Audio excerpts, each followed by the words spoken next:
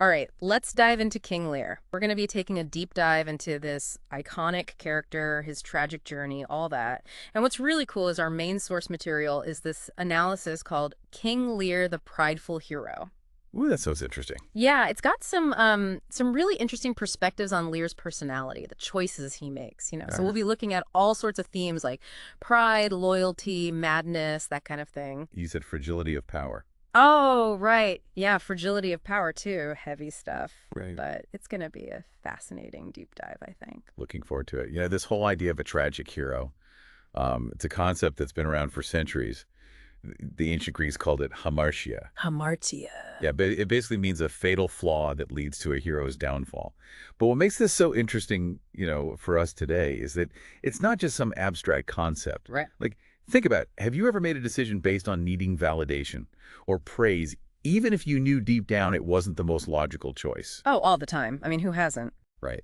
Exactly. And that's what makes Lear's story so relatable. It's like a cautionary tale. It makes you think twice next time you're in that situation. Totally. So, okay, let's set the stage here. Lear starts out as the king of Britain. Powerful, respected, the whole 9 yards. But then he decides to divide his kingdom based on which daughter flatters him the most. Talk about a need for validation, huh? It's almost comical, right? Like, come on, man, you're the king. You don't need this kind of validation. Well, and the source material, it really digs into this. It's not just about Lear retiring. What do you mean? It's almost like he's orchestrating this grand finale for his ego.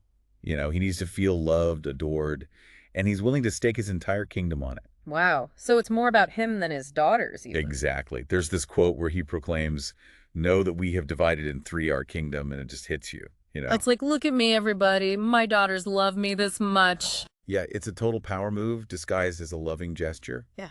And, well, we all know how this story goes, right? It all goes downhill from there. Yeah. And it's that pride, that's his fatal flaw. It becomes this crack in his foundation. And his inability to see past the flattery of Goneril and Regan. That's the earthquake that brings the whole kingdom down. Precisely. And that brings us to another fascinating concept, tragic irony. The source highlights this quote from Lear, how sharper than a serpent's tooth it is to have a thankless child. Powerful line. He's in so much pain from their betrayal. But the irony is he created this whole situation.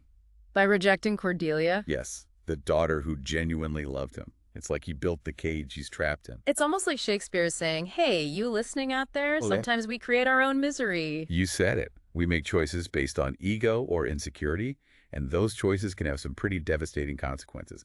And Lear's downfall, it's not a slow decline, it's catastrophic. He loses his power, his family turns against him, he loses his mind.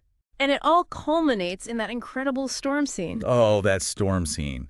Visually, it's just amazing. And it's not just about Lear's inner turmoil. It's like Shakespeare is using the forces of nature to show how fragile human power really is.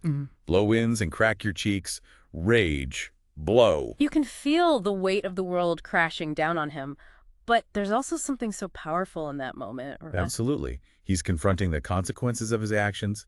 He's facing the storm both literally and figuratively. It's a turning point for him, isn't it? It is. It's where things begin to shift. So where do we go from here? How does Lear navigate this utter destruction?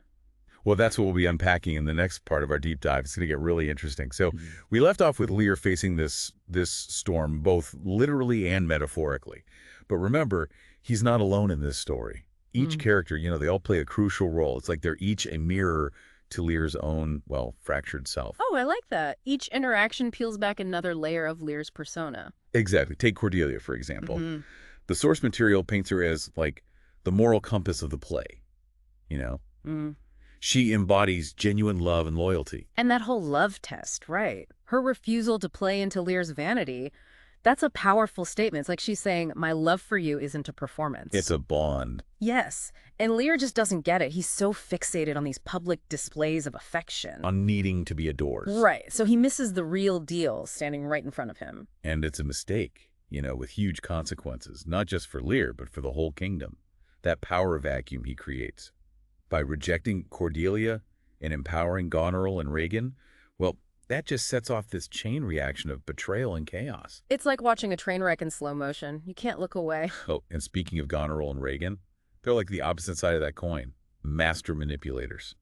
They know how to play the game. They understand Lear's weaknesses, his desperate need for validation, and they exploit it, their cruelty towards him once they have power. Chilling. It makes you wonder, right? Does absolute power corrupt absolutely? Or were they always like this? I mean, that's the question, isn't it? Nature versus nurture. But the source material, it suggests there's a complexity to them that we might miss. Really? It hints that their actions could be, well, a result of growing up in a world where power and manipulation were the only ways to survive. So like their environment shaped them. Yeah. It's like Shakespeare's reminding us that even the villains of the story, they have their own stories. Yeah. You know, their own motivations. Yeah, it makes you think twice about easy judgments, Right. good and evil. Exactly. And let's not forget the fool. Ah, the fool, such a fascinating character. Right. Flitting between jest and prophecy. Always observing. Always commenting. There's this line from the fool that the source highlights. Thou shouldst not have been old till thou hadst been wise.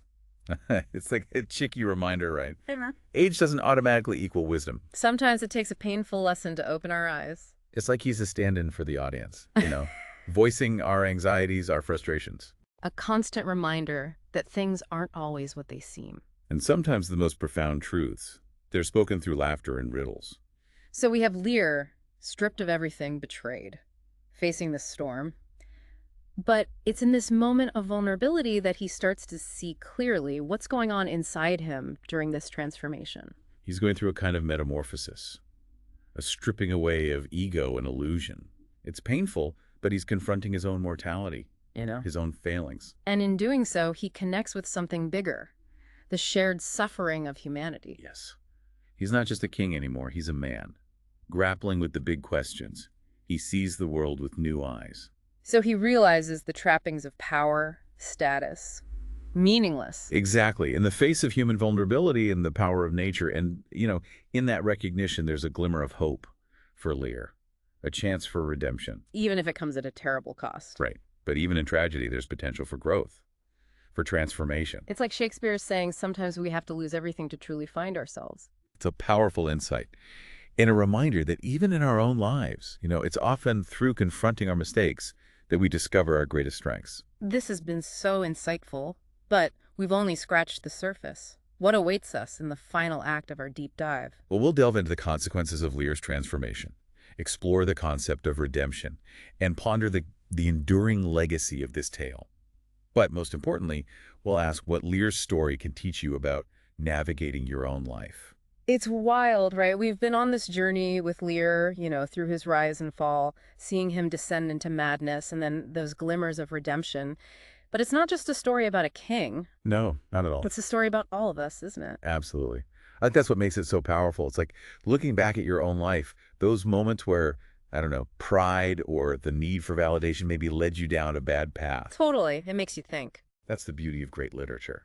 Holds a mirror up, makes you face those uncomfortable truths about yourself, the world. But with Lear, we get to learn from his mistakes without having to endure the same suffering. So true. So let's zoom out for a second. What are the big takeaways, the lasting lessons we can get from Lear's journey? Well, for me, one of the most striking themes is, the danger of unchecked ego. Lear starts out with so much, right? Power, respect, family. But that inability to see past his own need for adoration, that's what brings him down. It's a reminder that true leadership, it requires more than just authority. It needs humility, compassion, you're saying. Yeah, and a willingness to listen to those who challenge you. It's not just about leadership on a grand scale either, is it? No, not at all. It's like, think about your own life, your relationships, work, how you interact with the world. How often do we put ego above genuine connection? Or sacrifice things just to maintain a certain image, get validation? Right. It's tough to face those questions. But Lear's story makes us do just that. And the source material, it really hits on this idea of discernment. Lear's surrounded by people who say they love him, but he can't see through Goneril and Reagan's, flattery and manipulation. Yeah. Appearances can be deceiving. We need to be careful who we trust. So relevant today, isn't it? Totally. Think about it, right? We're bombarded with information, images, narratives. Discernment is more important than ever. To be critical thinkers, look beyond the surface. It's about trusting your gut too, right? Recognizing when something's off, being willing to question, challenge, dig deeper, Seek the truth. And sometimes that truth comes from the most unexpected places. Like think about the fool in Lear's court. The fool. Often dismissed, right?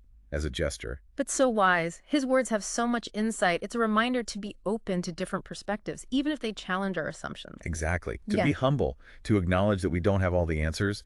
We can learn from anyone. So Lear's story, yeah, it's full of darkness, despair. But there's hope. Those final moments with Cordelia, even though it ends tragically, it suggests redemption, peace, forgiveness. Even in the face of suffering. It's such a powerful message. Love and compassion can prevail. Even when we mess up, cause harm, there's always the chance to grow, change, find our way back. It's beautiful, and it still speaks to us centuries later. Doesn't it? And we all need to hear it. So as we wrap up our deep dive into King Lear, we want to leave you with one last thought. A question for you. If Lear could go back and change one decision, just one, what should it be, and why? Think about it. The choices we make, the ripple effects they have, the lessons we can apply to our own lives. It's a lot to ponder. Thanks for joining us on this deep dive. We'll see you next time.